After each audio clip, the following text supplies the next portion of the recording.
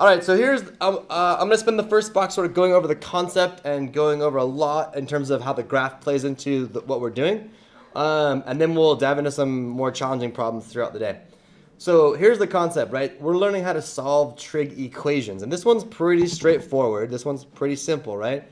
We're supposed to solve sine of x is equal to 1/2. So we can kind of look at this in two ways. We can look at it in terms of just on the unit circle, where does the sine of x equal 1/2? And then we can look at it in sort of in general terms, like just in general, when will the sine of x ever equal 1/2, okay? So here's what I want us to do. I want us to graph the left-hand side. So I want you to graph sine x in your calculators, and then I want you to graph y equals 1/2 in your calculator as well. I'll do it with you just in case so you don't know, in case you didn't know how to do it. So on our calculators, we're going to go to y equals, and we're going to graph the left-hand side of the equation, sine of x. So that's going to be sine of x. And then we're going to graph the right-hand side of the equation, 1/2. So I'll just do 0.5. Now, your calculator needs to be in radian mode to begin with. Otherwise, it won't be able to graph trig functions. And for our window, we're going to make our window pretty big for now. We're just going to go 0 to, we're going to go 4 pi. So second, so 4 and then pi. Is that the 6.8 thing that you just said? Yeah, I think it's 12 point, blah, blah, blah. Okay. Scale, I'm going to make my scale in terms of pi over 2s just for the purpose of this example. So second pi over 2. Yep. Low min will be, how about -2? High min 2. So when you graph a calculator, you should see this then, right? Wait, what was the y scale? -2 to 2. Oh, wait. There's my window again. Take a look at it. And here's our graph. All right, so I'm gonna put this away. I'm gonna go ahead and grab a better looking one. So I'm gonna grab, is it this one? This one? Yeah, here we go. I'm gonna grab this one real quick.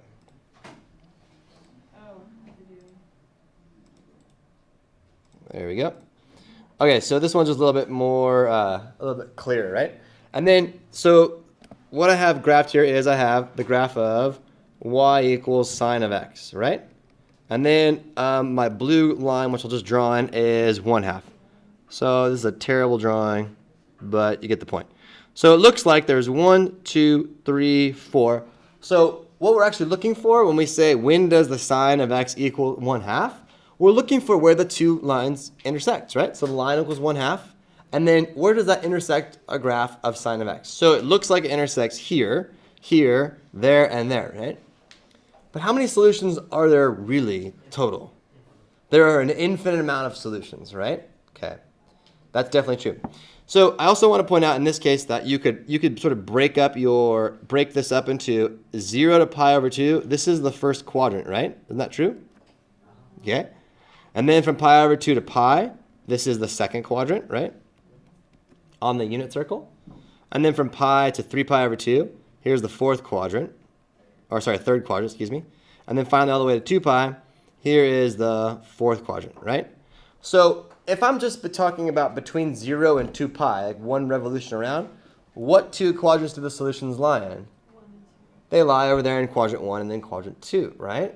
So if we're just going to stick between 0 and 2 pi, so 0 less than or equal to x less than 2 pi, if I was going to stick to this little domain here, then sine of x equals 1/2. So x would have to be, when does sine equal 1/2 in quadrant number 1? What angle would it have to be? Pi over 4? No, not pi over 4. Oh, 1? When does sine equal 1/2? So think about quadrant number 1, okay? When is this 1/2? What angle does this have to be for sine to be 1/2? Not pi over 4. No. Pi over 6. Pi over 6. There we go. X is equal to pi over 6. Okay. Now, in quadrant number 2, if I have a pi over 6 degree reference angle there, okay, when does the sine equal 1/2? What angle would you have to be at? 5 pi over 6. 5 pi over 6. Very good. Okay. So if I'm working between 0 and 2 pi, my two answers would be 5 pi over 6, and pi over 6. That would be this answer here and this answer there. Okay? Wait, is it not less? Okay, so this one is between 0 and 2 pi, but what about in general? Okay? So in general, you guys just told me there's an infinite amount of solutions, right? There's this solution over here, this solution over here, and if my graph kept going, right, I'd have an infinite amount of these solutions. So here's a question I have for you. How far is it between this point and that point? How far do you think that is? 2 pi. Yeah, this is exactly 2 pi units away, right? Because it's every 2 pi. How far is it between this point and that point? What would it be? 2 pi. Also 2 pi, right? That's where the period of our function comes into play. So in general, right, if I have the sine of x is equal to 1/2, well then I could say that x is equal to pi over 6 plus 2 pi n. So let me explain, what does the 2 pi n part mean? Okay, there's another solution. X could be 5 pi over 6 plus 2 pi n. The n part is just an integer, okay? So what I mean by that is, if these are my two basic solutions within my unit circle, if I take pi over 6 and then add on 2 pi more, I'd get this solution there. If I took 5 pi over 6 and added on 2 pi over more, I'd get that solution there, okay? So this distance right here, right? So this is pi over 6, this one, plus 2 pi, where n would be 1 in that case. Okay? Let me move this so we can see the whole thing. View this back out. So for us, if we're talking about in general then, we're talking about this solution. And the pi over 6 and 5 pi over 6 are the answers for our first revolution around. The 2 pi n represents every multiple of revolution that you go around and around and around and around. Okay? And these two are related to each other. We're going to use them today. Let's do another one. Okay, 3 sine x minus 2 equals 5 sine x minus 1. This looks more like a trig equation than the last one, okay? What we want to do is we want to work this equation down so that it looks like a useful form. And a useful form is something like this right here. This is pretty useful to us, so we want to get to that form. Okay, so I'm going to get all my trig functions to one side and all my numbers to the other side, just like I normally would for an equation. So I'm going to have 3 sine x minus 5 sine x equals, if I add 2 to the other side, I get 2 minus 1. So all I did was I get my trig to one side and then my numbers to the other side, right? Okay. Yeah, it's not this. It doesn't say this, okay? That's not what it says. It's like that. Okay. Okay. So then what's 3 sine x minus 5 sine x? Very good. Negative 2 sine x equals, what's 2 minus 1? 1. Very good. Almost there. Now what?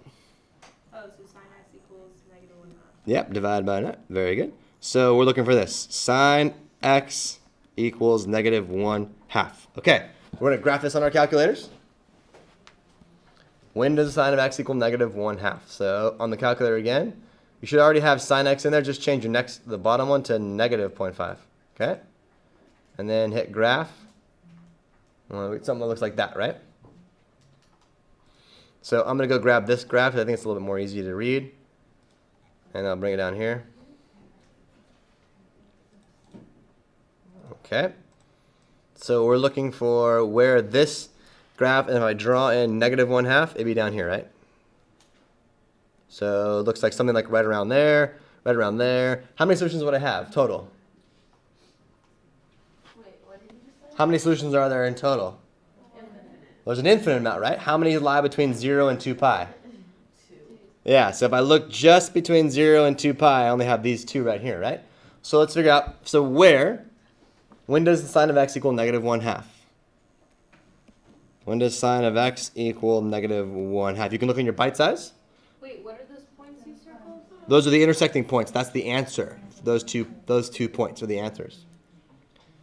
Okay. So when does sine of x equal negative 1/2? Who's got one of the angles for me? 7 pi over 6. Good. X is either 7 pi over 6 or 11 pi over 6. Yes, very good. Okay. So those are the answers between 0 and 2 pi. So in general then, x is going to be 7 pi over 6 plus 2 pi n, or 11 pi over 6 plus 2 pi n. And again, n is just an integer, like 1 revolution around, 2 revolutions around, 3 revolutions around. That's all that means. All right, for this one, 5 sine x equals 3 sine x plus root 3. Who's got a good idea? What should we start with doing? Yeah, subtract 3x from both sides. So we'll have 5 sine x minus 3 sine x equals square root of 3. 5 sine x minus 3 sine x. How many sine x's is that? Very good. So I got 2 sine x is equal to square root of 3. Divide by 2. So sine of x is equal to rad 3 over 2. So when is the sine of x equal to rad 3 over 2? Pi over 2. At pi over 3, and then there's another one too, right? Good. So x is equal to pi over 3, or x is equal to 2 pi over 3. So in general, we have pi over 3 plus 2 pi n, or we have 2 pi over 3 plus 2 pi n. All right, look at this one here. There's 2 things that are different about this one than the other ones that we've just done. Yeah. Is it one of the like domain? The domain thing, yep. There's this part over here, right? We have a specific domain. So does that mean your answer is not gonna have the 2 pi n thing? It's not gonna have that because we're looking for specific ones, but we're gonna use it to get them. So it's a combination of yes and no. Okay. What else do you guys notice? There's something else. That's tangent. Good. We haven't dealt with that one. Okay. What else is something different? There's a 3 right here, right? Right here. This part. This is a triple angle, right? Yikes. Okay. So for this, we have to do something a little bit tricky here. So we have the tangent of 3x equals 1. And we're only looking at this between 0 and 2 pi. So our first move is going to be how many solutions are we actually looking for between 0 and 2 pi? I don't know, right? So what we're going to do is we're going to graph it and see, okay? So right now, take graphing calculators out. And I want you to graph the left-hand side of the equation, tan x, tan 3x, and then the right-hand side of the equation. So y equals, we'll do the tangent of 3x. And then on the other side, we'll do 1. And then delete everything else, okay? And then our window will be from 0 to 2 pi. Right? 0 to 2 pi. And my scale, I'll just go by pi over 2s. It's fine. Wait. All right. My lowest y value, negative 2 is fine. Highest value is 2. That's fine. So when I hit graph, you should see this. Wait. Whoa, I didn't get What was the the window. x? I did not. Yeah, can we go back to window? Yeah. I Okay, so take a look at this graph. This is a little bit easier to read, even though it doesn't look like it, right? So if I go to radians, it looks like bacon strips, doesn't it? So we're only concerned between what's our domain here, between where and where? 0 to 2 pi, right? So let's go between 0 and, let's see, where's 2 pi? 2 pi is right here, right? So let's move this in a little bit. Open it up. Okay, so I want 0 to 2 pi. That's pretty good. So I'll do that. I'll copy that graph, and we'll bring it into our little experiment here. Okay, so you should see this, right? It's the same thing you'd see on the calculator. So check this out, right? Those two match up pretty well. Wait, why does yours have lines going down? So the calculator has asymptotes drawn in. My graphing program doesn't. Those are these lines right here, here, and so on and so forth, right? These are a little bit easier over here. Okay, how many solutions are you looking for? TTYL. 2. TTYL? Solutions. Oh, okay. So from 0 all the way to 2 pi, how many times does the line 1 intersect the graph of tangent 3x? 7. No, we want this one here. 1, 2, 3, 4, 5, 6. Do we care about this one over here? No, because it's outside 2 pi, right? So we're looking for a grand total of what? So we're looking for 6 solutions in this thing, okay?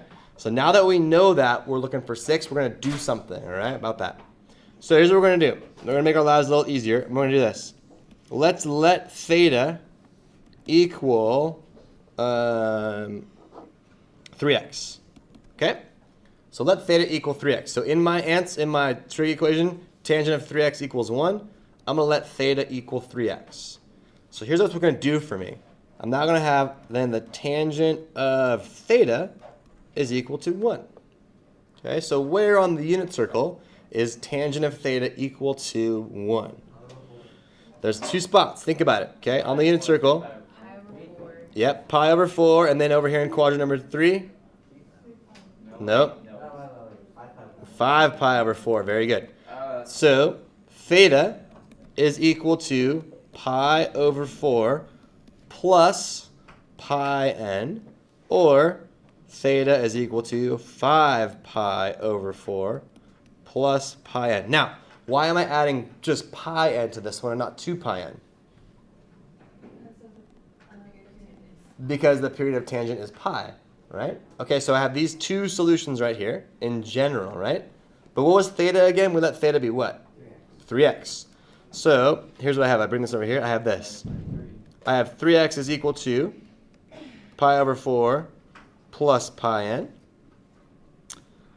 Or if I bring this one over, I'll have 3x is equal to 5 pi over 4 plus pi n. So if I want to solve for x, then what do? Just divide by 3, right? Yeah, divide by 3. Divide everything by 3. Divide by 3. Divide everything by 3. So I end up with this. X is now equal to pi over 12 plus pi over 3n. Or x is equal to 5 pi over 12 plus pi over 3n. All right. This is where we begin. Okay. Yeah, this is from right up here, right? Pi over 12 plus 3 pi over 3n, and then the 5 pi over 12. So what we're going to do is we're trying to build our solution, right? We know that our solution has a value, has 1, 2, 3, 4, 5, 6. Our answer has 6 solutions in it, right? And we're looking for where that line crosses the tangent of 3x. So what we're going to do is we're going to let n be 1, 2, 3, 4, and then 5, and see what we get, okay? So all we're going to do is we're going to substitute in different values of n for different revolutions, okay, into our 2 equations. So if n was 0, what would 2 of our answers be right off the bat? If n is 0, plug a 0 into those top equations. What do you get for each one? You get a pi over 12, and you get what? 5 pi over 12. Good. There are 2 of them right there. We have to find 4 more. And we find them by letting n be 1, 2, 3, 4, 5, until we're done, until we find all of them that we need. And we know we're only looking for how many? We know we're looking for 6 because we graphed it and saw, okay? Okay, so if n is 1, here's what I have. I have pi over 12 plus pi over 3. If you add those 2 fractions together, pi over 12 plus pi over 3, what do you get? You get a 5 pi over 12. Do we have that one already? Okay, we're good. So let's go to the next column. Let's do 5 pi over 12 plus pi over 3. 5 pi over 12 plus pi over 3. So common denominator, multiply this side by 4 over 4. So 5 pi plus 4 pi is 9 pi over 12.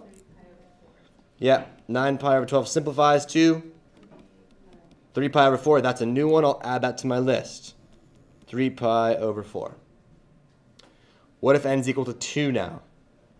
Well, I'd have pi over 12 plus 2 pi over 3. Or I'd have 5 pi over 12 plus 2 pi over 3. All right, 5 pi over 12 plus 2 pi over 3 is nothing more than a 9 pi over 12 again. So we have that one. That one's, we don't need to do that one again. This one, though, if I multiply both sides by 4 over 4, I get 8 pi over 12 plus 5 pi over 12. Is that 13 pi over 12? Okay, so that's a new one. I can add that to my list. 13 pi over 12. Okay, what if n is equal to 3? I'd get pi over 12 plus pi, or I get 5 pi over 12 plus pi. You guys okay? All we're doing is plugging and chugging here, right? No big deal. So pi over 12 plus 12 pi over 12 is 13 pi over 12. Already have that one. Don't need to do that one again. 5 pi over 12 plus 12 pi over 12 is 17 pi over 12. So let's put that one in. Okay. So this one gave me my 17 pi over 12. All right, what if it ends 4? Oh my gosh. All right, pi over 12 plus 4 pi over 3, or 5 pi over 12 plus 4 pi over 3. This one's going to give me 17 pi over 12. Don't need that one again. This one's going to give me 21 pi over 12. When you simplify 21 pi over 12, you get 7 pi over 4, and I have found all 6. So I don't need to do the last one here. All right, let's graph this, or let's solve this one. Sine x over 2 equals rad 3 over 2. So our variable is not by itself. Instead, we have a half angle here. Right? Oh, man. So I wonder how many solutions we're looking for between 0 and 2 pi. So what's the first thing we're going to do, you guys? Let's graph it and see, right? So let's go ahead and graph it and see. So when you use your calculators, you should see a graph that looks something like this, right? I'm only concerned between 0 and 2 pi. So how many solutions are we looking for between 0 and 2 pi in this one? 2. Yeah, we're only looking for 2 in this case. That one's a lot easier, right? So I think it's super important to know how many solutions you're looking for before you even start, so you know like what you have ahead of you, right? So it looks like we only have 2 defined, no big deal, all right? So now that we have this, we're going to say, okay, let's let theta be x divided by 2, okay? So then we have this. The sine of theta is equal to rad 3 over 2. So when and where does the sine of theta equal rad 3 over 2? Theta is either equal to what? Pi over 3, awesome. Plus 2 pi n, or theta is equal to what? 2 pi over 3, good, plus 2 pi n. Where do we get those from? They get it from the unit circle, right? So at 60 degrees, and then over here, at my other 2 pi over 3, 60-degree reference angle, I'll have a sine of theta equal to rad 3 over 2. Okay, good. Now, what was theta? What did we let theta be? X over 2. So we'll let x over 2 equal pi over 3 plus 2 pi n. And let x over 2, that should be a 2, sorry. X over 2 equals 2 pi over 3 plus 2 pi n. If I want to solve for x, what are we going to do?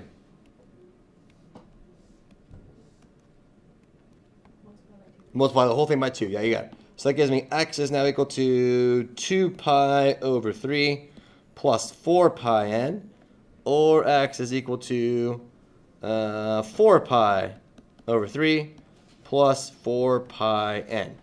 Okay? Now that I have this set up, I'd make my table, my n, my 2 pi over 3 plus 4 pi n, and my 4 pi over 3 plus 4 pi n. But in this case, I don't have to actually go any further, because as soon as I let n equal 1, what happens? Notice that 4 pi plus something is way beyond my domain value, right? So I only have 2 answers for this whole entire thing. They are 2 pi over 3 and 4 pi over 3, because those are the only ones that fit between 0 and 2 pi. Okay, with your table groups, solve sine of x over 3 equals 1/2. So you're going to have to let theta be x over 3 at some point, okay? Let me know what you get. So when we figure this out, there's only one solution, and it should be pi over 2. It's the only one that works, okay? Okay, for the very last one, here you go. Okay, last you try. Work on this one for the rest of the day. You have tangent 3x equals rad 3 over 3. So you might want to graph this one to see how many solutions you're looking for, because you're looking for a few of them, okay? So solve for me tangent 3x equals rad 3 over 3 between 0 and 2 pi only. Alrighty guys, you guys have been working really hard on this. Hopefully you got these answers, or you're on track to get these answers. Pi over 18, 7 pi over 18, 13 pi over 18, 19 pi over 18, 25 pi, and 31 pi over 18.